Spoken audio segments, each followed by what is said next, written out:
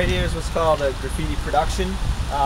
You have art by at least 4 artists. I know it's 5 just based on the crew. You have a temp work of art, just, turn, and why not at the end. A buddy of theirs who usually writes Went, I believe, does the character. So 5 guys get together, rolled out a big chunk of wall, and actually around the corner is a 6th guy, Mize. They're all friends, and in 2007 they came down here and spent a day putting up a big work of art. Each one of these is a name. This one says JUS, for example. It is a nom de plume, you know, it's a tag name that represents an artist, and within the community of graffiti art, everyone recognizes this person as this name. Starting off, people learn what's called a hand style, or a tag. In the black writing up here, someone has come above this. This is not one of these artists, and they wrote forecast. That's their tag. Tagging is just the line form or the signature form. A lot of times when writers like this do their artwork, they include their signature around it. Not always, but that happens. That is the kind of the low level of graffiti art. Then you get into bubble letters and what's called a throw up. If you look across the way, there's the red and white throw up letter, the white letter with the red. There's no coloring in it other than the solid white, simple 3D, very simple letters. Oftentimes those are abbreviations of the words. A lot of times throw-ups are to be done quickly. You'll see them more illegally because it's done quickly, so they're in a higher profile spot. Then you get into a simple. A simple is a very simple lettered piece, often with like a 1 or 2 color fill, nothing real special. Then you get into what's called a piece. These are pieces. This is a graffiti piece. As a whole, this is one graffiti piece, another graffiti piece, another graffiti piece. Piece is short for masterpiece. That's where the word, the slang roots from. You get into characters. This is obviously a character. A lot of times they're cartoon-esque, but they can kind of be anything. A lot of skill goes into both piecing and characters. This takes a lot of practice to get it to this level. And then a production is the end all, when you all get together and take care of a very large space. Common thing that goes on in public perception of this is that graffiti art is gang related.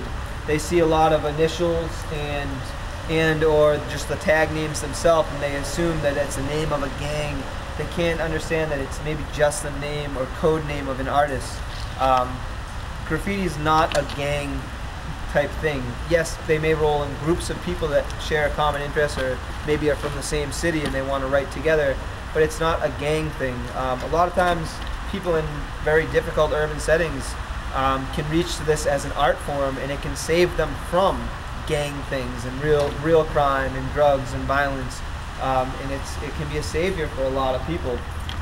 You get writers who are just finding a passion for an art form, and oftentimes this art form can lead them to greater things.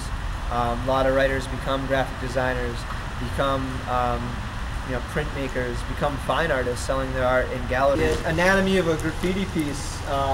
These are all based off of letters. This does read the word Mize. It's difficult to see to a lot of common eye, but a lot of graffiti artists know how to look at graffiti and where to look for letter structure to see the actual letters. The M bending in the middle, the letter I crossing here, the letter S loops over, comes across and loops down, and the letter E comes over the top, pokes in the middle, and underneath the bottom. Within that, the parts of what you're looking at. The letters are made 3D. In this case, all the 3D is drawing to the left, and it's all defined by the blue. So every time you see this blue, it's popping off and showing the 3D of the letters. And if you see that end of it, you can clearly see all the 3D. Within the letters, there's the pinks, with some whites, some of the green spots, although based on what I'm looking at, the green was not done by this artist. So that's called the fill-in. The fill-in is how you fill the inside or the body of your letters. You have what's called a force or a border, this green line that outlines the entire word, and the object of that line is to separate the word from the background and pop it forward. In the competitive nature of graffiti, writers are often competing for a lot of the same space.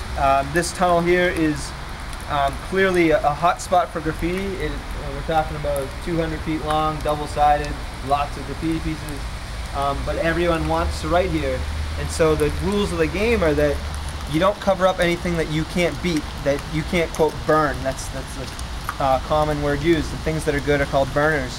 So you wouldn't want to come here and paint over someone's stuff that you're not better than, or at least equal to.